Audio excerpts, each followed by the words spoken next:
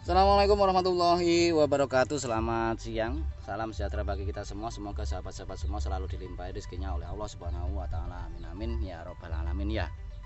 Siang hari ini saya ingin kembali membagikan perkembangan, update perkembangan daripada Red Vietnam usia 1,5 tahun. Ini sudah berbuah 2 kali ya. Ini si Red Vietnam ya, cantik sekali memang. Daunnya merah, buahnya nanti itu merah ya kalau sudah mendekati masa petik atau masa tuanya ya. Ini dari bunga ini masih sekitar 1,5 bulan ya.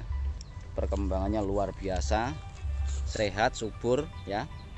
Dan catatan pentingnya memang alpukat ini sangat tahan akan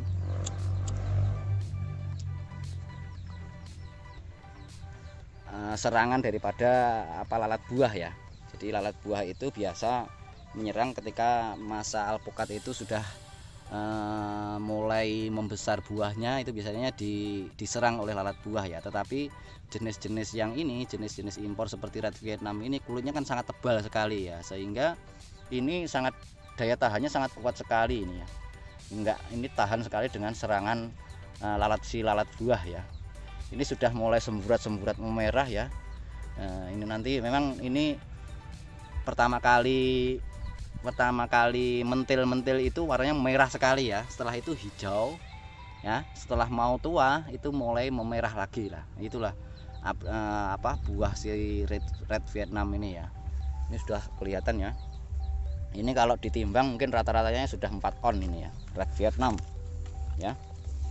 Nah, mantap sekali, buahnya sampai di atas ini. Wah ini ya. Jadi ini bisa menjadi salah satu alternatif ketika sahabat semua ingin mengebunkan alpukat. Saya mengebunkan alpukat yang apa ya, yang impor apa yang lokal. Memang kalau bibitan imporan masih lumayan ya dari segi harganya ya, tetapi untuk ketersediaan bibitnya kita sangat siap sekali, berapapun jumlahnya insya Allah siap ya si Red Vietnam ini ya. Ini bisa dilihat ya, batangnya kokoh sekali ya. Nah ini salah satu, kalau saya menjadi salah satu referensi kalau mau bibit alpukat yang baik itu ya harus sehat batangnya ya. Nah, harus sehat, terus bekas-bekas sambungan seperti ini okulasinya itu rajin, bersih ya. Nah itu salah satunya ya. Terkadang memang ada yang mentol-mentol itu ya, itu sebetulnya bukan masalah okulasinya, tetapi keterlambatan dalam membuka plastik ya, plastik untuk membalut ketika ini di masa okulasi ya. Saya perlihatkan di sini juga ada. Nah ini plastik seperti inilah yang menyebabkan terus sehingga itu menjadi kelihatan agak mentol-mentol gitu loh ya. Ini mana ngeblur lah, ini juga telat ya. Ini mulai kelihatan ada pentol-pentolnya ini ya. Ini telat, masalahnya hanya ini aja. Apakah ini akan mengganggu proses pertumbuhan? Sebetulnya enggak, tapi kelihatan pohonnya itu enggak cantik gitu ya. Jadi kalau ada pentol-pentolannya itu nanti kalau sudah semakin membesar, sebetulnya itu pentolan itu otomatis bukan hilang, tetapi karena tertutup besarnya batang sehingga dia itu udah nggak kelihatan lagi ya. Nah ini masalah saja ya, ini masalah keterlambatan dalam membuka plastik itu saja ya. Nah itu ya, jadi memang luar biasa si Red Vietnam ini. Memang kalau produk impor memang ya bagaimana ya, kalau produk impor itu dari sananya memang betul-betul sudah dikonsep dengan sangat baik, sehingga memang harapannya itu pertumbuhannya itu bagus, produktivitasnya bagus ya, sehingga untuk sesuatu yang unggul itu memang prosesnya butuh waktu ya, waktu yang sangat lama ya, tetapi proses yang lama itulah yang menjadikan sesuatu itu berkualitas ya. Nah gitu ya, termasuk orang Blitar ini rata-rata kalau orang produksi ya, proses produksi bibit alpukat itu ya benar-benar sabar sekali ya, membutuhkan tempo yang lama, sehingga memang harapannya menjadikan produknya itu berkualitas, bibitnya itu berkualitas gitu loh ya. Nah si Red Vietnam ini usianya masih 1,5 tahun ya, belum genap sebetulnya. Ini sudah berbuah 2 kali ya. kita tanamnya itu menggunakan ini ya. Ini bisa jadi apa ya, cor-coran ini juga pot lah ya, bisa dikatakan ini pot tetapi ini cor ya, dari beton ya. Ini cuma kita masukkan ke situ dengan media, dengan perbandingan media kalau saya 31 untuk pot seperti ini ya. Jadi 3 sekam, satunya tanah, satunya lagi itu berupa kompos ya. Perbandingannya seperti itu. Juga masih ada kita tambahkan kapur ya, kapur kalau di Blitar namanya gamping ini ya, gamping yang sudah mati bisa kita campurkan ke dalam media tanam ya. Ini sangat baik sekali. Kalau orang Blitar ini menyebutnya itu bisa memudahkan kembali atau tanah itu menjadi mudah kembali kalau kita campur dengan kapur ini ya. Orang Blitarnya itu berkeyakinan seperti itu, sehingga selain itu memang kapur itu sangat bagus bagi tanaman apapun ya, karena dia itu bersifat menetralkan, bisa menetralkan racun, menetralkan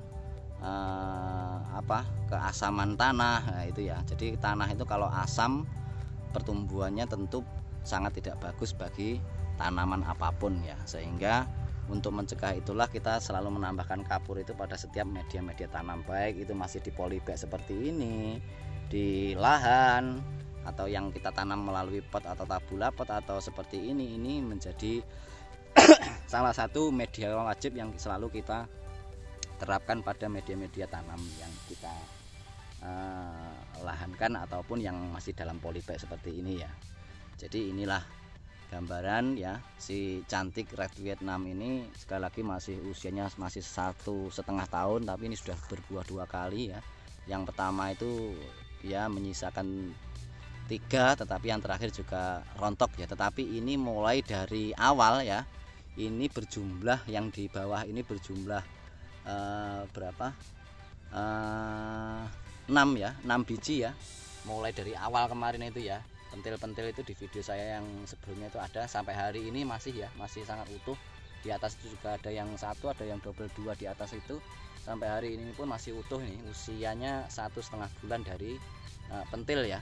Ini sudah sangat kelihatan merekah sekali ya, sangat menarik sekali. Dan satu catatan pentingnya memang sekali lagi ya, rata-rata bibitan yang dari luar itu memang menghasilkan buah yang sangat berbeda ya, terutama pada kulitnya ya.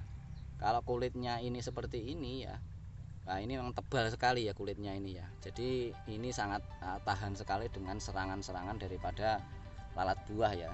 Jadi apa sih lalat buah? Lalat buah itu biasanya menyerang buah-buah apapun ya, itu baik alpukat, itu nangka.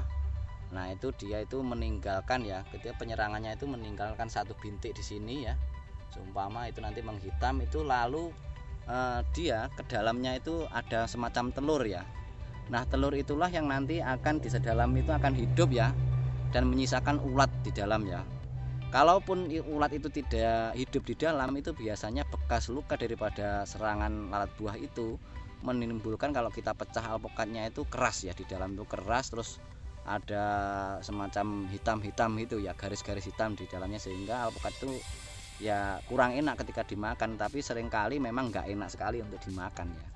Nah itulah kelebihan-kelebihan yang memang selalu ya beriringan daripada alpukat yang imporan itu. Biasanya kelebihannya selain alpukat yang memang genjah itu cepat buah, juga daya tahan daripada pohon dan buahnya itu memang sudah di konsep dari awal itu lalat buah itu tidak bisa menyerang ya. Sehingga alpukat ini tentu kalau lalat buah itu tidak menyerang ya, otomatis buahnya itu sangat sehat sekali ya, sangat mulus-mulus seperti ini ya.